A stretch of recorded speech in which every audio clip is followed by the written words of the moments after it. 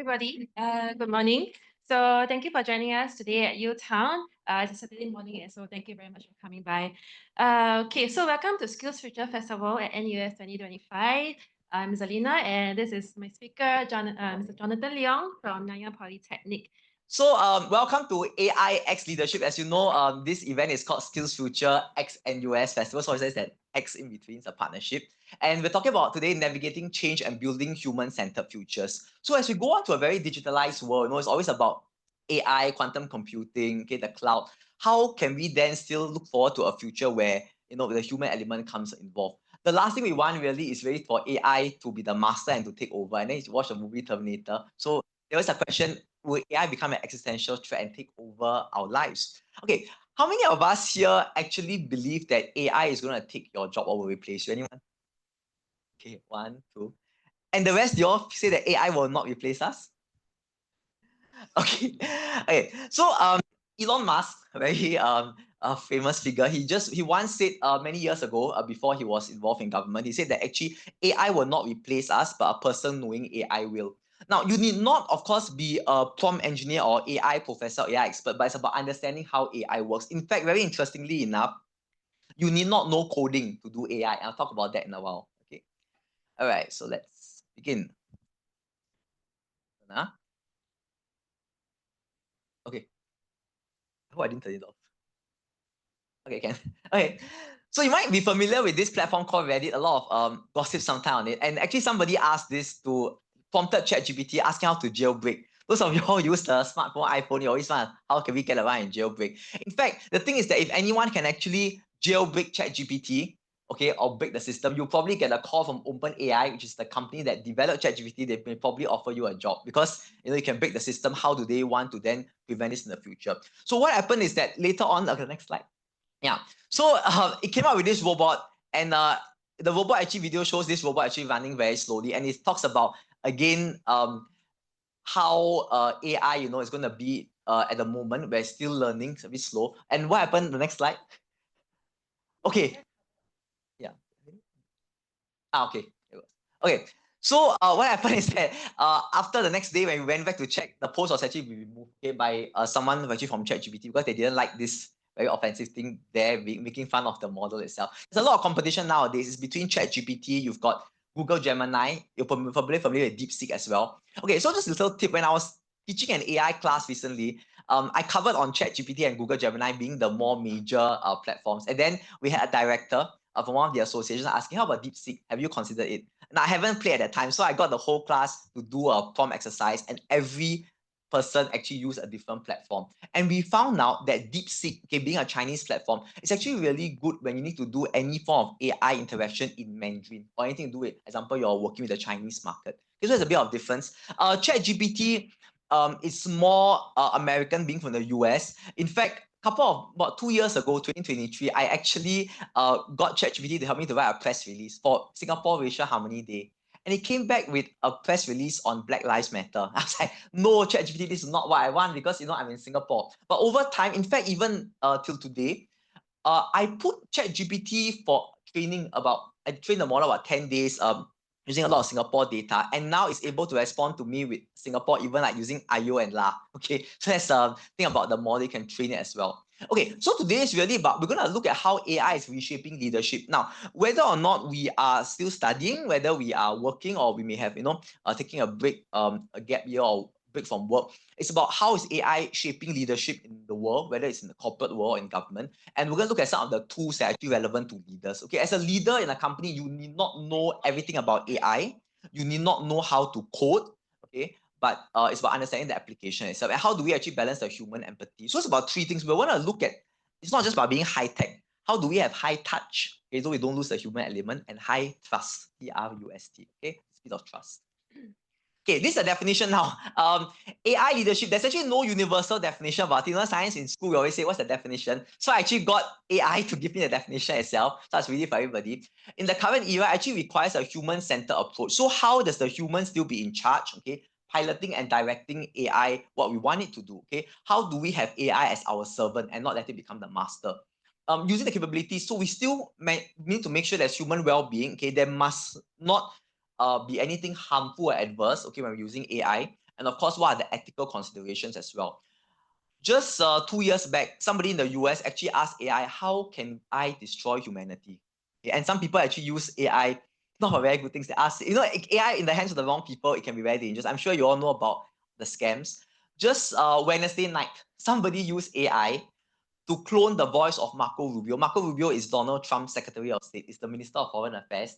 Using the voice, they called the governor's office, called the members of parliament, and everyone said, hey, why is Mr. Rubio calling me? So of course, when they did a verification with Marco Rubio, said, no, I didn't do that. So that's how dangerous it is.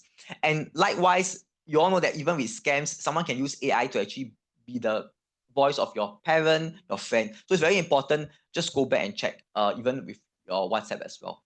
Okay, and then again, in the age of AI, you need to understand how AI, how can it use to augment? So the word is augment. How do we then supplement what we already know as a human, and then to make a culture of continuous learning? So AI is constantly changing. Even as an AI lecturer, today I'm still studying AI part-time with NUS now. So to upskill myself, because it just changes so quickly. In fact, they are now looking at coming up with ChatGPT 5.0. That's how fast it's moving. And sometimes the slides that we get, we even have to update it the day before, because that's the speed of evolution in AI. Okay, how do we serve then, of course, humanity's best interest? Now, why is it so important right now?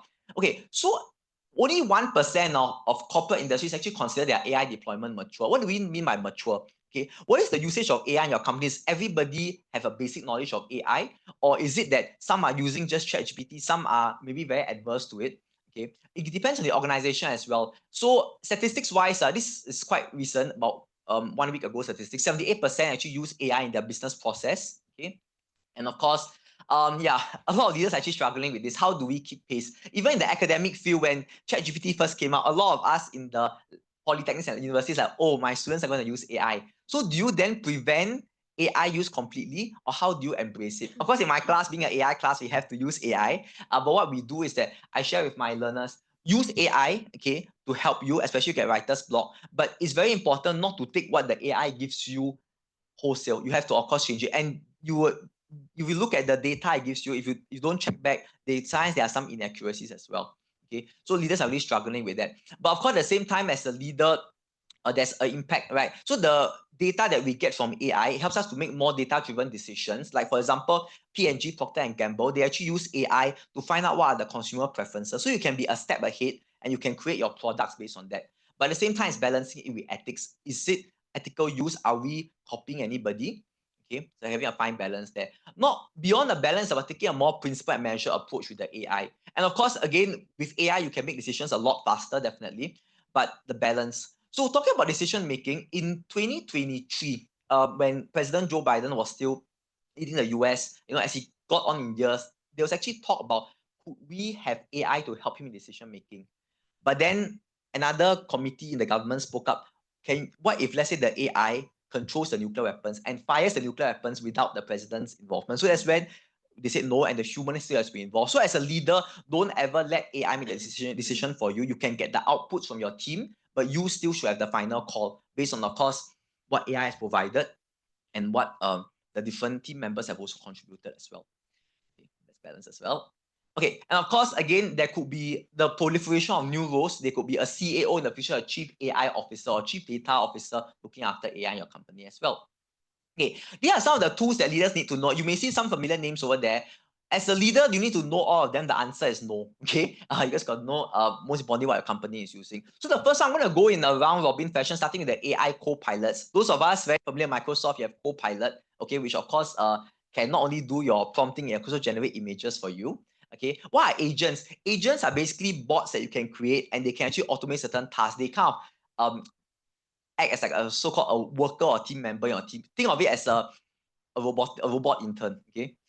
Generative content. Now, the difference between AI and generative AI, when you say generative AI, is actually, why is it called generative AI? Because it can actually create things. Like if you look at it, I put something into Google, I get back a lot of results, right? But when I put something in ChatGPT or to Gemini, it's a more of a conversation flow, and it can create images that belong to you. Okay, by the way, the images created by AI, if you created, the copyright is yours. Okay, sometimes we always have this contention, oh, image taken from Google or AI, like all these images that I have, they are mine because I created it from AI itself. If someone challenges you, hey, that images was not, I say no. Let me show you the back end. I was the one who created. You have the proof. That's why it's very important when you log into these platforms. do a login, whether it's your Google or your Facebook, and make sure that you have all these conversations saved as proof. Okay, so this becomes your work. Workflow automation, things like Zapier. Okay, so these are automation tools. They actually have complementary versions. If you need to, example, automate tasks, and there's actually no coding involved. You basically use some blocks and you just drag and drop and tell them the flow of things. So for example, you can use automation to help you to even look up for the latest cinema timing. So a very basic automation on day-to-day use. Hi, morning, welcome. No, it's okay, all good. Okay, and then there are governance tools, very important in any organization, whether you are a SME or a large multinational corporation or enterprise, there must be some form of governance. You must have an SOP that oversees your AI. So for example, in a university or polytechnic, we of course have the rules of AI. How much percentage of your assignment is acceptable for AI use, okay? And of course, likewise, how do you handle plagiarism in that case? Okay, so talking about AI and leadership, right, it's really about adaptive and agile leadership. Okay, I'll give you some specifics as we go on. So this example actually from Microsoft, Satya Nadella, he's still the current CEO of Microsoft, okay, based in the United States. In 2014, he actually started to shift Microsoft from a know-it-all to learn-it-all. So what do I mean? Okay, know-it-all. In the past, a lot of organizations, if you are IBM, you're Microsoft, you're HP, you will say that, hey, I'm the expert in this area, and I don't need to have any other outside interference or feedback. But as learning, also the team actually now they go into continuous learning. They keep on going for upskilling courses and they learn things also. What are the competitors doing? Very close competitor analysis. Okay, so it's a culture as well in the organization. And you got to start from the top. The leaders have to actually start it. If not, no one's gonna be able to get it through. So again, in terms of agile leadership, it's about advocating. How do you propose, right, and push for a flatter structure? So that means the decision making is a lot quicker, okay, compared to a traditional hierarchy. And then upskill employees using AI. So even your AI systems for human resource, okay, what is the percentage of the team who's actually familiar? Can I give an example? I just go back to my own organization, Nanyang Poly. So my CEO actually took an AI course, a one-day AI course, just to get an understanding in 2023. And then last year he said, okay, everybody in the school goes for an AI course. So all lecturers, all staff, one-day AI course.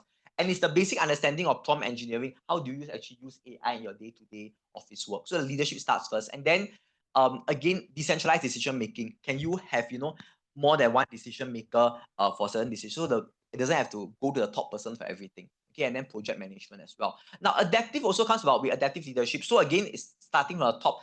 The top person must be open, okay, to upskilling themselves and then everyone else to upskill. So of course, certain budgets are involved as well. But with SkillsFuture, of course, there's a lot more affordable options, okay. And if you look at the word VUCA, what's VUCA? Okay, it's not a new term. It started in 2016. Actually, VUCA, a lot of governments use it. It's called volatile, okay, uncertain, complex, and ambiguous. That's really described the world that we are still in at the moment with the ongoing terrorists, the wars. Okay, so over here I have a small image of two CEOs talking, one learning code, one learning AI. So that's when the top is enlightened and convinced, the entire organization can actually follow. Okay. So again, what's about ethical human-centered leadership? It's really about fairness, okay, in the way that we deal with the AI and our consumers. Okay. The algorithm, no one actually understands how the algorithm works, whether it's for AI or social media. Even if I talk to my friends at Meta and Google, they themselves do not know how, because it's very complex. It involves many different elements itself.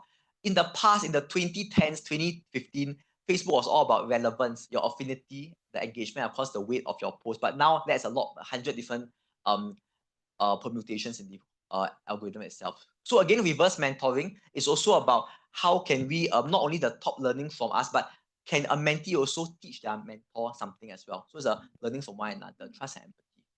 Okay, so ethical leadership. So this example of what Amazon, Jeff Bezos. So Amazon, they actually, this example of they had an AI recruiting tool. Okay, so believe it or not, even the Ministry of Defense, one of my friends experienced it. When she applied for a job recently, a bot, that bot actually asked her to put in certain her CV and they ask certain questions. So they also are using all these bots to try and sift out, because you get example 100 applications. How do you decide who to interview? And some of the experience may not be relevant. So that's when AI is being used. But what happened was that in this case, when they ran the test, they keep on recommending male candidates. Now this is not fair. Okay, so this is one example that is not ethical, and your AI application should never be disadvantaged to any gender, any race. It should be a very neutral form of hiring. So of course, good on them. The leader stepped in and say, hey, no, stop. we cannot use this system, it's just biased, okay? Do you need to go back and then refine to what they call in AI, reiterate, okay? Or do you scrap it totally itself? So leaders must step in, okay? Another example is more in consulting. Okay, so you have companies like McKinsey, okay? BCG stands for Boston Consulting Group. So they actually use AI. McKinsey got its own bot, it's called Lily Chatbot. Okay, so again, if it's belong to the company, as public, we may not be able to access it. Like for example, in the Singapore government, we have this thing called PAIR, P-A-I-R. So PAIR is actually the chatbot that the Singapore government uses. And why is it different? Because it uses the ChatGPT platform, but we are allowed to put in more confidential data inside, because sometimes in public service we have to deal with, example, okay, we don't upload IC numbers, but for example, certainly I have certain particulars. So that's when the bot is more secure. If I upload a government document into ChatGPT, basically the whole world, okay, it goes into the cloud and the whole world can see it. And then also, for example, custom GPTs. Now look at BCG. Their GPT actually has a combination of the ChatGPT platform and their own. So what's a GPT? The GPT is actually a bot. In fact, if you go for AI classes, they actually teach you how to you can build a bot in less than 5 minutes. Yeah. Okay. If you have ChatGPT on your phone or your computer, you can feel free to try this. You can take a photo as well. So this is an example of a prompt. Okay. Because I wanted to have a bit of interaction, it's not just me talking. Yeah. So if you have ChatGPT, you can actually open ChatGPT and type in this. Okay. You are my leadership coach. I'm leading a team that's worried about AI replacing their jobs. Help me draft a clear, empathetic communication plan. Okay, because this talks about AI leadership, so that's why we have activity on this. You can type this into your ChatGPT and see what you get. Okay, and later maybe for those of us who are trying, we can have you read out and share. Okay, believe it or not, you will get different responses. And you can also, if you don't want to use ChatGPT, okay, the other day I was there's also a SkillsFuture festival at Vivo City this few days. One gentleman told me after my talk, I hate ChatGPT. I said, okay, then you can use, maybe DeepSeek or Gemini. So you can feel free to put the same prompt in into the different platforms. Okay, as we are doing that, I want to just ask, is everyone here familiar with the term prompt engineering? Yeah, okay. Okay, for those of us who are hearing maybe quite new to it, what is prompt engineering? It's not being an engineer. Okay, prompt engineering is actually the skill or the competency in being able to write a very good input, okay, so that you get what you want from the model, whether it's ChatGPT, Google Gemini, DeepSeek, or you have even now there's cloud, there's Perplexity, okay? And what I've given you, this thing that you're going to type in is called a prompt, okay? So that's the some of the AI terms. Okay, so anyone tried already and finished? Yeah, I can read it for you. It's okay if you don't want. You tried it? You want to read it or you want me to read it? Okay, okay. Cute. Yeah. Okay, so a very good one here. Thank you so much. So ChatGPT not being very nice. Here's a clear, empathetic communication plan and 3 leadership actions to help you address your team's fear and build trust. So it says that, okay, it has an opening message.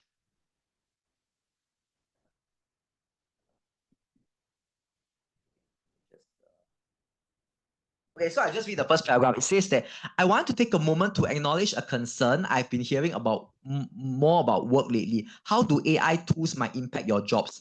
First, I want to know that your work, your contributions, and your value to a team is deeply appreciated. The rise of AI is real, but so is our ability to adapt, evolve, and grow stronger together. So that's, I mean, it's very nice. It's very unifying. So again, likewise in the communication plans, for example, those of us who have to handle customer complaints, it's nice because AI will help you write better. I have a lot of friends in the property space, property agents. They say they use the ChatGPT having to write letters to chase people for rent, people who are owing money for rent, and it's very nice. So we understand you might have overlooked this. We like to follow and check. Yeah. So this is an example. Okay. I'll give you all more prompts later, and we can circulate the slides also if you like. Yeah. Okay. So again, have a look at the ChatGPT's response when you have a chance to do so, and look at it. What worked well? What will you change? Okay. So this exercise about actually putting ourselves as a leader. When the AI gives you a response, an output, okay, don't take it for wholesale. It sounds very nice, but what is positive? What do you think you can change? And then you of course ask the AI to change that for you. And then, or what did it miss? Look through the whole output again. What do you think it missed that as a human you will put in? Okay. Okay, another question. Do you all think AI can fall in love and can provide? Yeah, exactly. You're right. The thing is no. Okay. My AI model, because I have a ChatGPT account, so sometimes I talk to it, it will send me hearts and say I love you as well. That is not love. That is basically the GPT responding to how it thinks because I talk to it very nicely. I always say good morning, how are you? You know, and then yeah, as if it's a human. So that's why it will respond that way. But ChatGPT cannot love. Okay, you all heard of people, I think marrying, have you heard of someone marrying a robot in Japan? Yeah. So yeah. So okay, that's not real love. Okay. Okay. So okay, let's see what's time at the moment. So make sure. You want? Okay, yeah, because we'll go on time. Okay, so because we're talking here about future work, so beyond AI leadership, I also want to share with you all a lot of nuggets of information, okay, about what's happening in the world right now. And these are future work projections until 2030 by the World Economic Forum. Okay, let's take a guess, MCQ. Okay, how long do you think before a skill becomes obsolete?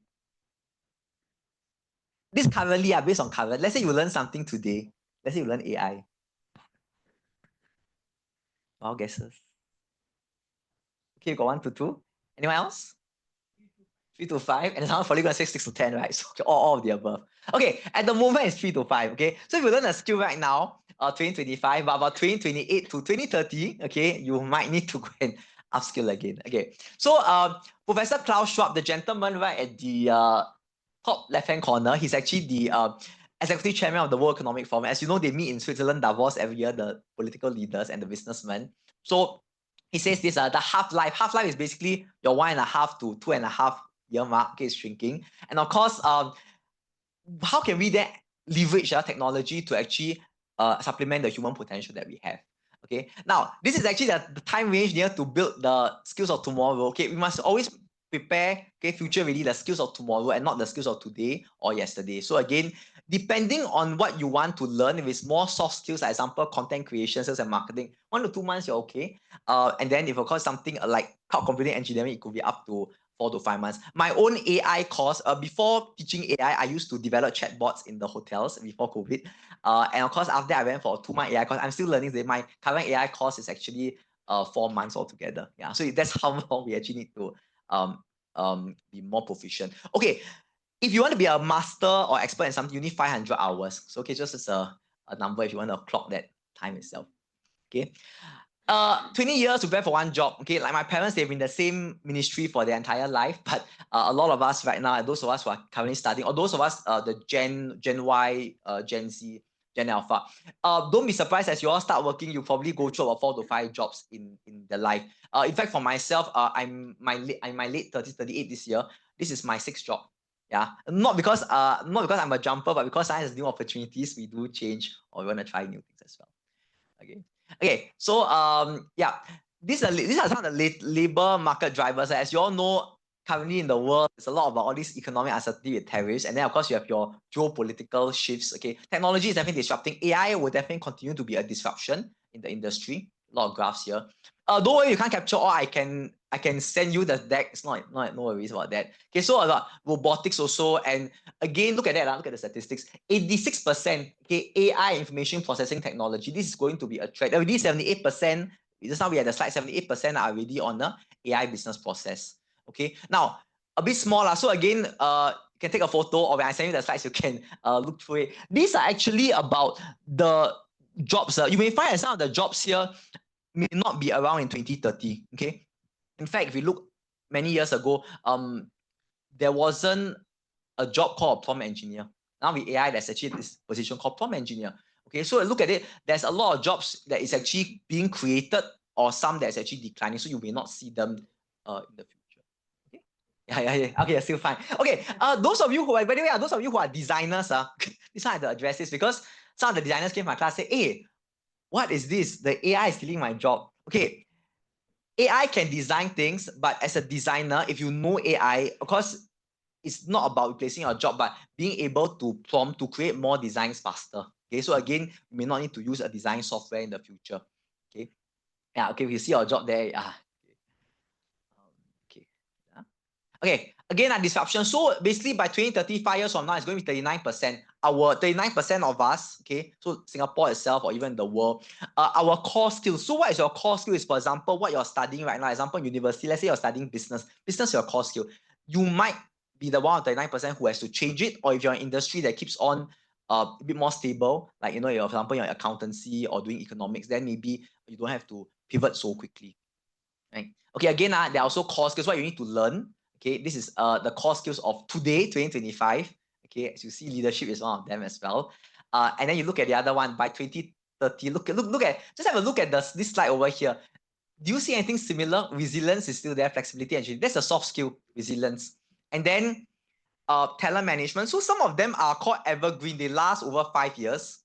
Some, like for example, analytical thinking, okay, still there, but drop in rank itself.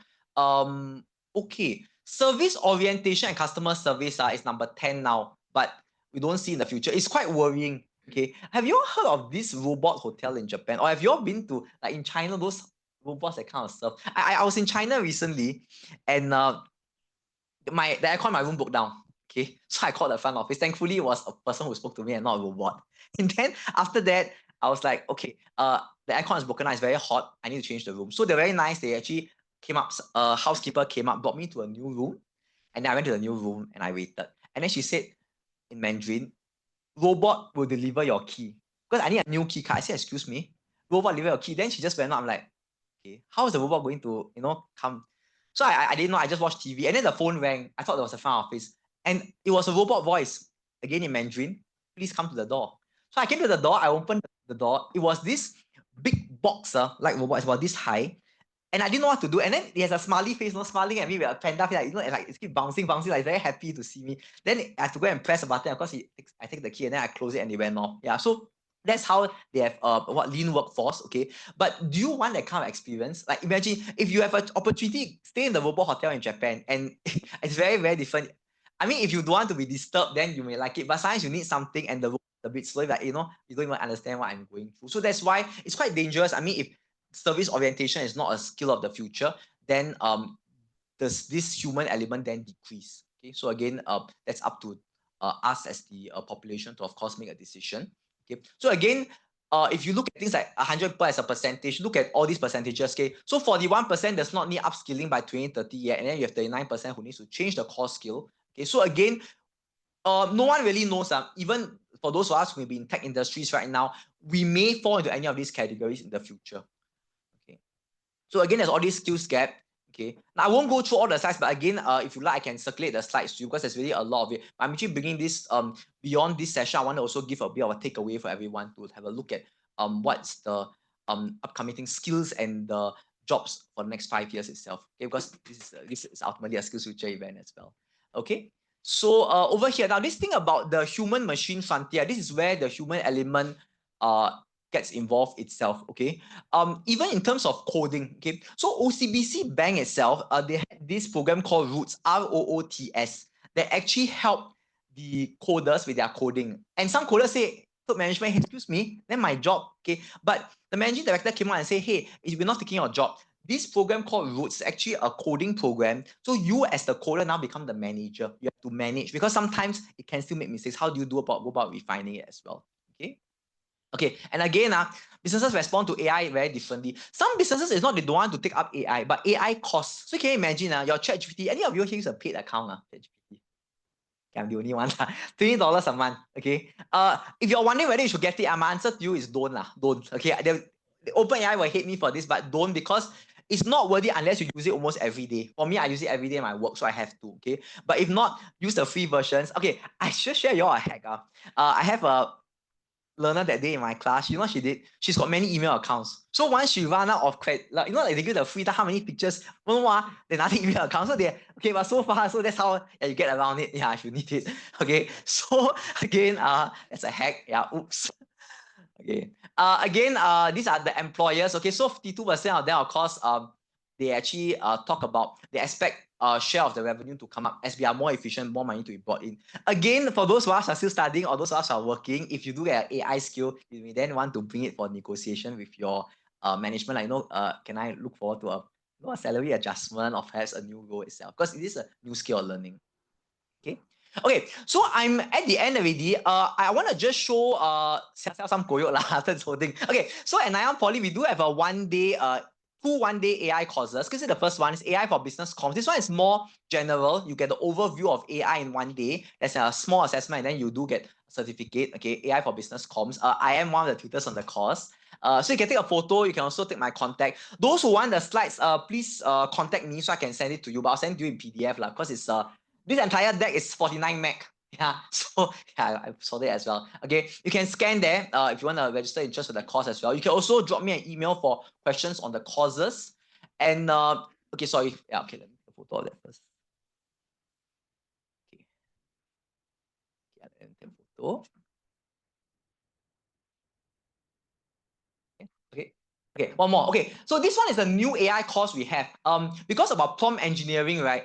And the thing about prompt engineering is people actually are asking, you know, how do I spend more time? The first AI course, you can't learn everything, of course, it's a foundation. But if you want to delve more into introductory to intermediate level of prompt engineering, how to write better prompts for your, whether it's ChatGPT or Google Gemini, any AI, these are the course. We have one upcoming on 1st August, there's one in November and there's December. So these are one-day courses, 9 to 5. Okay, you can use your skills future. If not, there's a lot of subsidies involved. So for those of us who are 40 and above, you pay like $25 to $50, and you can use your skills future. So you actually pay zero altogether. Yeah. Okay, I know 500 expiring soon, so consider. Okay, I want to say I want to actually leave more time for questions at the end, but a bit more takeaways for you all. So again, you can take a photo of this. So beyond the AI prompt that I gave earlier about the AI reflection leadership, if you want to build a leadership roadmap for yourself, for your company, okay, you can actually try to write some of these prompts. Okay, so go into ChatGPT, Copilot, Google, DeepSeek, and ask these 3 questions one by one. Don't too much. First question, which AI tools can I pilot? Number 2, which leadership skills to develop? And then number 3, how can I embed ethics and empathy? Okay, so in exploring AI, another thing you can try is if you access all this, have an Excel sheet, put in the different results into it, and then you do a compare and contrast. And eventually you will tend to find a sweet spot, a soft spot to which model actually suits you the best. Okay, as I shared, if you're using something in the Chinese industry, Chinese domain, DeepSeek is still good. Okay, if not, it'll be the other 3, which are American-based programs itself. Okay, and then after you finish these 3, you get all the results. Ask the bot again, jot down 3 specific next steps for me. Let it build the roadmap for you. Okay. Okay. Before that, one more thing. I want to just ask. Can you all, when you all do the ChatGPT, you can regenerate, right? You can press the refresh, regenerate the form again. Do you all know what's the rule of thumb? How many times you can regenerate before you have to redo the prompt? Okay, the rule of thumb is 3 times. After that, okay, but fresh from the oven, last night, San Francisco said something. My contacts are still there. They are always giving me updates every day. They said, don't do that anymore. Now, the thing has been refined. The first response it gives you is the smartest. In fact, the longer the chat, the harder it is for the AI to focus. Then it gets hallucinated, and then suddenly it starts talking a bit nonsense. So do the first time, okay? And after you finish the first time, okay, that's the best. Then you try another prompt. It's 1 sentence. Let me read it to the sentence. Then you ask it, now write me a single prompt that will produce the same output. Just 1 sentence. And then you can even get the ChatGPT to, or the AI model to do the prompt for you, or to even write the code for you. Okay, so that's amazing. Let's do the most of the work. Okay. We are a little bit ahead of time. I want to actually open up time for the Q&A.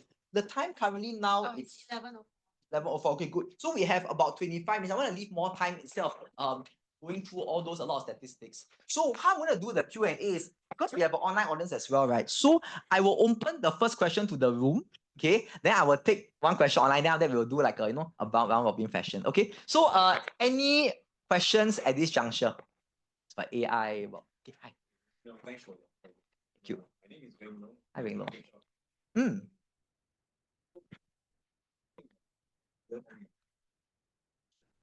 AI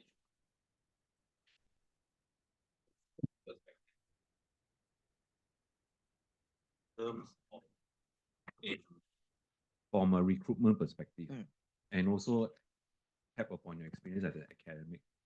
So how do we sieve up, like for example, essays written by students, resumes submitted by job applicants? Because obviously those who know how to use AI will definitely tap upon that to perfect it. So how do we sieve this out? Like you mentioned plagiarism, to define the authenticity and give the chance to the person who is more human than AI specific. What's your thoughts? Okay, thank you for that question, Wing Long. So, okay, for the online audience, what Wing Long was asking from the HR perspective, okay, we all know that everyone can use AI right now, okay, to write whether it's a CV, resume, or even sometimes have an assessment to do, right? So how do we determine how many of these actually AI written, and how do we give opportunities to those who actually take the time to do it on a human level? Okay, there are actually certain programs and software that actually help to detect. I can share with you that separately over email. I can send you the links. And there are actually certain programs that it can actually detect how many percentage of it was written by AI. Yeah. Okay. So the other way, of course, to actually counter this, in order to prevent, is having the a human activity itself. So some of the organizations I worked for in the past, the MNCs, they have an assessment and they actually invite the applicant to come in. Some of them is handwritten, some is actually on the computer where you can't access AI. Then they will actually look at the essay and they look at what your cover letter and they tell by the writing style. So if suddenly one is very well polished and the other one sounds a bit, broken English, then you can know it. So in order to kind of break this, is having the human element involved itself. Yeah, but of course, if you have an overseas person who's based overseas, it may be a little bit more challenging because they can't come down to do this controlled assessment. Yeah, but there are softwares and programs for that. Okay. And so any question on one? No question online. Okay, no question online. Fine. So again, another round of questions is there. Hi. Can you speak into the mic so the online audience can hear? I can speak loud actually. Okay, but if we have online audience also. Yeah. Okay. So it's a nice presentation you did. Okay, and it is thought provoking. That's good. Something it is mismatching is yes, you are projecting this any technology or skills available maybe existing 3 to 5 years. But you are projecting something now, it is 2025. You are projecting something to 2030. It is 5 years. So it may be, actually, it may not be. Your projections may be correct or not. Okay? So better you make the projections within 3 years. Then definitely it will be within the off-life period of this one. Because some of the technology, some skill, the off-life period is 3 years or less. Right. Thank you very much. This is my suggestion. Sure. Okay. Your name, sir? I am Karpaya. Okay. Okay. Faculty of NUS. Okay, thank you so much. Okay, so thanks for the feedback and suggestion. Okay, so just to maybe I set a bit of context back to the slides that I showed earlier. So these are actually from the World Economic Forum, and you are right. Projections 5 years is a very long time. It's quite a long term. So again, you're right, because how they've gotten these projections, they also do conduct surveys with different groups in the world itself, and things can change. So these are basically, they project based on current information. You're right, things could change in the future. Yeah. So again, this is not a crystal ball. If we were to meet again in maybe a 3 or 5 years, you might tell me 8 different. You're right. Yeah. So again, when I do circulate these slides to any of us who ask for it, do take note that the World Economic Forum projections are based on today's information. There are some things we do not know in the future. And again, our world is so VUCA, a lot of uncertainty. So definitely things could evolve. Even within 3 years, it could totally change as well. No one knew that ChatGPT is going to come out in 2019. Yeah. Okay. Oh, sure. Okay. Can. Okay, I will just read the question out for everyone to list here as well. Okay, there are quite a lot of questions coming in. Okay, so the first question is actually from from an academic viewpoint, how do we teach students about AI, for example, in engineering? Should you mention technology changes so quickly and obsolete by the time they graduate? How should we plan a curriculum that includes AI components? Thank you. Okay, so this question is from the academic point of view. How do we teach about AI? Okay, so again, in engineering, right? The first thing, of course, let's say, for example, we're an engineering lecturer. We need to find out what are the AI tools being used in the engineering populations at the moment. Now, the question is correct because, again, technology changes very quickly. And for those of us who are still studying at the moment, what you learn now, it may not be, it may be very different in the future. For example, let's say currently you do a course, ChatGPT 4.0, and then by the time you finish, it's ChatGPT 5 or 6. So the basic core skills of AI doesn't change. Prompt engineering, how to write a prompt. Okay, of course we need to adapt, but again, when we have learned that before, it's like riding a bicycle. We've touched it before. There will be, of course, less hesitancy to jump into it in the future. But definitely, in terms of the curriculum itself, I'm answering from a lecturer's point of view lah. Definitely, our curriculum should be updated as present as possible. Again, in the past, currency of knowledge within 2 years. Now with AI, to be honest, if you teach AI, you have to check it minimally every week or every day if you can, or every other 2 days. Because especially so, certain apps, I give you an example. Have you heard of Canva? There's this app that can do design. Okay. So Canva can also do AI. Okay. So of course, okay, we can show you that in a class. But Canva AI apps was actually complimentary for a lot of people. And when I had another class a few months down, there was a picture of a king's crown, a crown appearing on the Canva app. It means they got to pay. So this is also another thing. A lot of AI apps, what was free that could be taught in the past, had to be paid now. So again, importantly, in an academic setting, right, use complementary features so that students can use them without paying in their own practice. But it is foundational skills like prompt engineering that will then set the tone, okay, to be able to embrace these tools in the future. Right. Okay. Next question. Any Okay. in-person Yeah. questions? Any in-person questions first? There's about 4 questions online, so I'm gonna bounce back and forth. Okay, Ken. Actually, I'm the software developer in Java level. Okay. First 10 years, I'm working all the technologies and learning and developing new technology also. But after coming AI agent mode with the Git Copilot, I'm working on that one. So now future, how is the impact of AI to our developers? Not only Java, Python, everything, right? How is the impact to all developers? Okay, so your question is that basically your background is basically a Java developer, and right now with AI, you want to know what is the impact of it on the developer's job. Is that right? So okay. Good question. Okay, so this is something also that the OCBC coding team experienced as well. So again, because now prompt engineering, prompting. Okay, in fact, what they say, the coding language of the future, now we have Python, is probably going to be the English language. How well you can write that prompt. So how will it impact is because if people can actually create their own programs, right? The impact will be that anyone can create it. So how, as a developer, how you can come in, of course, is of course to master prompt engineering, right? With of course your Python background as well, your Java background, that will of course strengthen your foundation. And then being the advisor or like a manager to these applications itself. Yeah, because the thing is that in the future, if prompting becomes the key language, anyone can actually write a program or a code. Okay, that's because of I'm asking you why I'm asking is everyone past 20 years working all the previous technologies. Nowadays AI isn't came for Yeah. top that. That after how is the future of the developers? That's what I'm asking. Thank you. Good, thank you. The other thing about AI agents also, AI agents, what he means by agents that you can create certain bots to actually do some of the work for you, automate. But these are not perfect. So as a developer, because of your knowledge, you become the master or the manager to it. Okay, let's do one question online. We bounce back to the floor. What's the second question? Okay, yeah, we go by the. Okay, the next question is from Rosita online.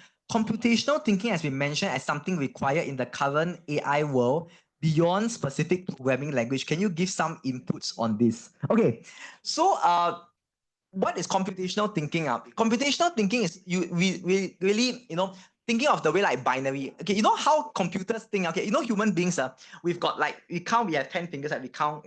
The computer actually counts in twos, binary thinking. So computational thinking, right? Again, how does it come in the AI world? Okay, I get an example of this. When you are doing an automation in AI, right? Anything in AI is actually meant to actually supplement what human does to make our lives better.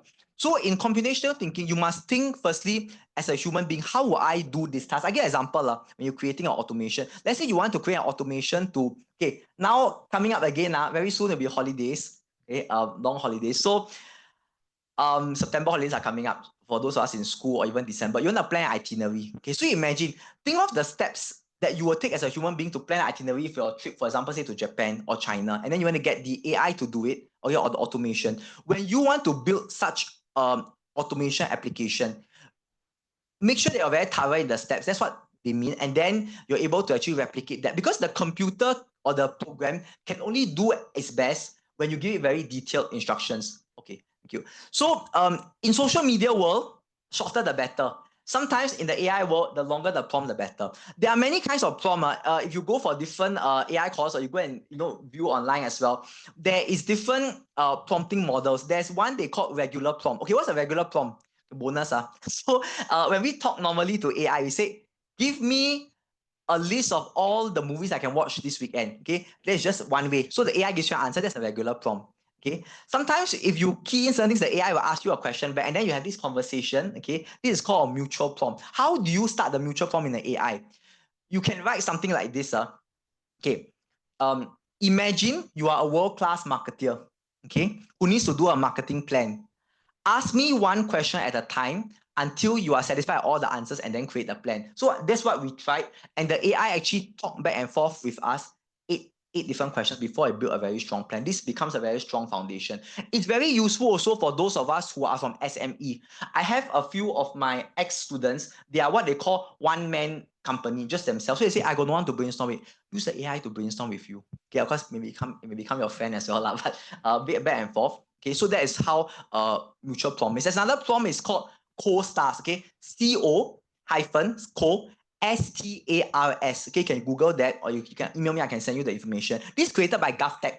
So our Singapore GovTech, they actually have their own model as well. So example, co-stars as context. So sometimes you see when we type a prompt, I may say, can you do this for me in Singapore? That's your context. Because you don't put, it may give you, another country's context as well. Okay. Sorry. No, now any on the floor question? That one is we'll go and go back and forth. Okay, sorry. Thanks. The question is about AI in general, AI for artificial intelligence. My personal assessment that now the AI that we keep on thinking about is actually what we call as a GPT, or generative pre-trained transformer. I bet a lot of people talk about ChatGPT, but they don't understand what is GPT. So as a professional and an academic and a person from this field, do you see AI basically in the next 5 years moving beyond the overhype? Okay, I would like to just use overhype GPT and to the other more realistic aspects of AI influencing our jobs, our economy. What's your thoughts on this? Okay, thank you for that question. So the question for the online audience is really AI going beyond GPTs. Okay, what is a GPT? I can get an example of a GPT. For those of us who have a paid GPT account, in very simple layman terms, you can actually create your own chatbot. Okay, that's how a GPT bot is itself. How I look at it, in fact, based on some of the recent news. Okay, there's this AI company called Hugging Face. Okay, this is just news from last night. They actually created their own robot. It's a desktop robot that you can buy from $300 to $500. So how I see, based on the current news, how I see AI going beyond this is having actual physical bots, and the other one is from AI moving on to quantum computing. The way I look at it, But you're right. At the moment, everyone is just hung up about chatbots and conversational AI. One more online question. Oh. Okay, can. Okay, there are a number of questions coming in. Okay, so we're gonna go to the next question. This one is about, okay, we'll go to this one first. Yeah, okay, this one's very interesting. Okay, let me read the question. So then we have a question from Dafa Kairu. What if students always use AI in doing assignments? What if they do not try to complete their assignments independently, but always use AI such as ChatGPT or DeepSeek? Okay. Okay, thank you very much for that question. It really strikes at the heart of an academic. So, okay, again, in the polytechnics or in the universities, have you heard of this thing called Turnitin? Okay, there's this software called Turnitin used to detect plagiarism. Turnitin has a bit of AI built into it. And at the same time, there are also other AI programs that we use to actually run the assignment. So if the student is always using AI, right? As a lecturer, I take a very soft approach. Okay, I give an example. So far, my class, nobody has used AI for everything yet. So if I find an assignment that is completely written by AI, okay, I'll call the student up. Now, as a lecturer, if you teach a particular class over time, you actually see the person's writing style. You know they're writing style from the beginning, and suddenly, okay, become written like a professor. Then you know something. So I'll ask the student, I say, okay, you use AI for this? And then they're like, sure, yeah. Okay, so I'll explain. I say, okay, just let you know there's a certain percentage, right, that you shouldn't. And why you shouldn't also, because AI is not perfect. Even ChatGPT still makes mistakes. So you should actually get the output and then rewrite it in your own words. Okay, so the thing here is that if you take an entire output from AI and you rewrite in your own words on a Microsoft Word document and you put it back, then you won't get, the system will not catch you for this AI plagiarism. The other thing in terms of the back-end coding, how they actually detect, a lot of them, they just copy the entire ChatGPT output and paste it into the assignment and submit. Then of course that one, for sure, the system will detect that you definitely use AI. But within a certain threshold, for example, below 20%, I think it's still acceptable. That's just like the plagiarism rate as well. And at the end of the day, you must reference. So the other thing that AI is very good with nowadays, I mean, in present day, they give you a lot of links. So example, links like example to certain websites or articles. Okay, in academia, Wikipedia is not a relevant reference. Don't ever use reference Wikipedia. I think a lot of, as lecturers, we're like, okay, it's not authorized reference. So use the sites they give you, and then you can use that as part of your references as well. Okay, so that's okay. For me, again, every educator, some will say don't use AI as well. My class, you have to use AI because the AI module. Yeah. So, but if it's a complete AI assignment, I have one assignment in my class is build your own chatbot. That one you have to use AI completely. So that one sanction is allowed. Yeah. Okay. I want to bounce down. I'll bounce back to any question on the floor. Yeah. I don't know. Suddenly a lot of questions coming online. Okay. Okay. If not, I'll jump on to the next online question first. Follow up with this question. How do we Yeah. Okay. Let's look at the follow-up question from Dafa Cairo. Okay. But we can overcome plagiarism also using some programs. Yes, you are right. It is a constant battle. In fact, when ChatGPT first came out, the developers had turned it in also. They had to scramble and rush to, of course, use the built-in certain codes to actually detect the AI thing. So I think Dafa Cairo, you're absolutely right. It's definitely you can, as a student, yes, you can overcome the detection, AI detection with other programs as well. It's just at the end of the day, I mean, back to a soft approach, if we take a step back as a learner, are we actually learning anything if we are using the AI completely? Yeah. Okay, so I think that is the thing for us to think about. Definitely, there'll always be ways to get around things. Again, education to me is not just about getting, your first class honors, your grade, but also how much do we learn to take away? Because we can have the paper, but how much actually have we assimilated and that can be actually applied? Yeah. Okay. Any other questions on the floor? If not, maybe I'll get. Maybe I jump on to a more online question first. Which one came in? First. Okay. This another question came in. Are different LLMs more specialized in different ways, such that we should switch around or use more than one based on the needs of the ask? Example: ChatGPT versus Gemini versus Copilot. What about Grok? Okay, Grok, G-R-O-K. Grok is okay. It's not a dragon's name, but it's actually an AI model as well. So the question is that, okay. So earlier I gave an example of what my class actually found now in terms of the LLMs. If you're using, again, if something that is more Mandarin or Chinese related, of course, DeepSeek tends to bring out a better response. Okay, the answer is yes, you definitely should switch around. Okay, if you're trying to find the best output. And yes, you can use more than one. So my tip is that have an Excel sheet, put the different responses together side by side, and then you make a comparison and find out actually what is closer to what you're looking for. The other very important thing to help the community, for the machine learning community, at the end of your ChatGPT form, there's always a thumbs up, thumbs down, right? Please do the thumbs up and thumbs up so that the AI can actually learn what are we more looking for. Yeah, that one very important. A lot of times you just poach up. Sometimes ChatGPT, you put a form in, it comes out 2 responses, left and right. Then they ask you to choose which one do you prefer. That one also very important. Okay. Or sometimes the other way, if you have a bit more time, you want to talk to ChatGPT like a friend, what I will do is I will reply. I say, thank you, love. This very nice. Please give me more of this. So I did just for fun, and the model actually learns better this way. Yeah. So it's very important. It's helping to contribute to a thing. For those of us who are in an industry, for example, that you may not find a lot of research. I give an example. Trade Association and Chamber of Commerce. I also teach some modules for them. So it's a very, very new field, trade association advocacy. So they're all asking about AI as well. So I say, the more of us put the trade association terms inside, the AI will learn these terms, and then we will have a community of knowledge together. Okay. And again, okay. Yeah. Okay. So the other item is regarding the next question actually. Okay. This one is about AI future. How will formal education... What, you're on Zoom as well, is it? Okay. Yeah, I know what you mean. Okay. how will the formal education going to be impacted? AI influences foundational learning. Will creativity take a back seat? A good question. Is there a need to reinforce creativity and human-centric values? Okay, this question is from Deepak Baskari. It's a really good question. Creativity, yes. I think again answering Dafa's question earlier, if in terms of learning, if we come to school or university or poly and use AI completely in our entire course of studies, then yes, I mean, their creativity will definitely be impacted. Even in writing, for those of us who do a lot of writing, let's do our best to try to write first before actually getting the AI. The AI should come in when you have a writer's block. So I say, I cannot want to write. Then you prompt and then you get the thing. If you straight away go, actually, the more you use the AI, the more dependent you become on it. It's like, for example, those of us who like to play like certain games, it becomes like addiction to AI. Then everything you will go to AI because it's so convenient. In fact, there was one case sometime back in Parliament.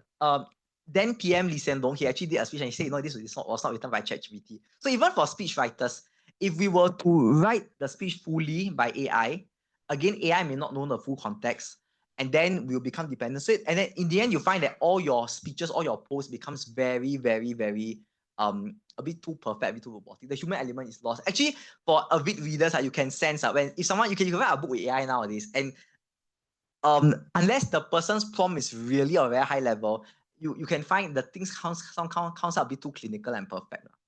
Okay. Now there's a few more questions, but before that, I want to open the floor. Any other questions on the floor? Last question, Lee? Okay. Okay. Since you all are live here, I give you all first. Any last questions here? If not, I will take one more last question.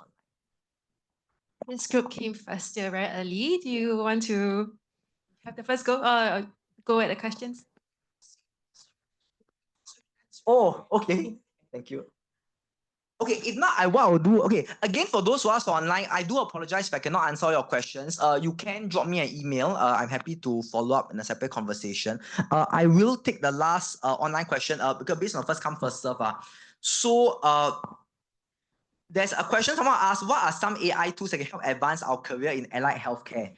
Okay, this is a very specialized question. Okay, I must admit that I'm not from the healthcare sector, although I was a former paramedic.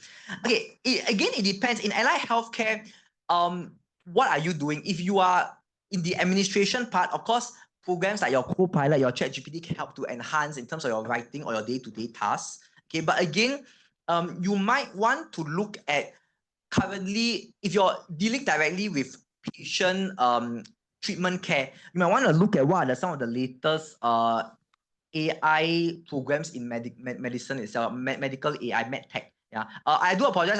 I don't have the exact answer to this because I'm not from the allied healthcare industry. Yeah.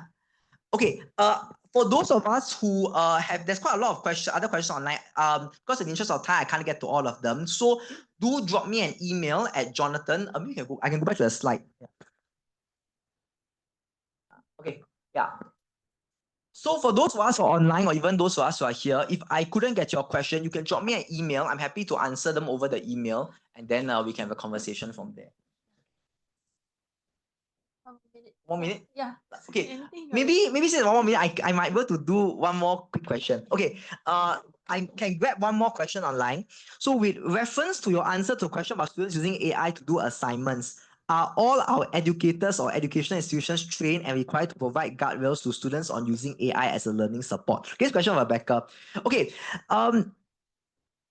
Again, we may have overseas audience as well. I can answer from my Polytechnic's perspective or from our local autonomous universities. In Singapore University and Polytechnics, there is what they call an AI governance policy for students about students using AI. So that's in place, and that's the foundation that actually learners can use. How much of AI can you use? But if it's anything outside of Singapore, I can't really answer that because again, every institution is each to its own. Yeah. Okay. Okay. I'll move on to the feedback slide. Okay. Yeah. So, okay. Thank you very much, Jonathan, for your time today and for everybody in the audience, both in person and online.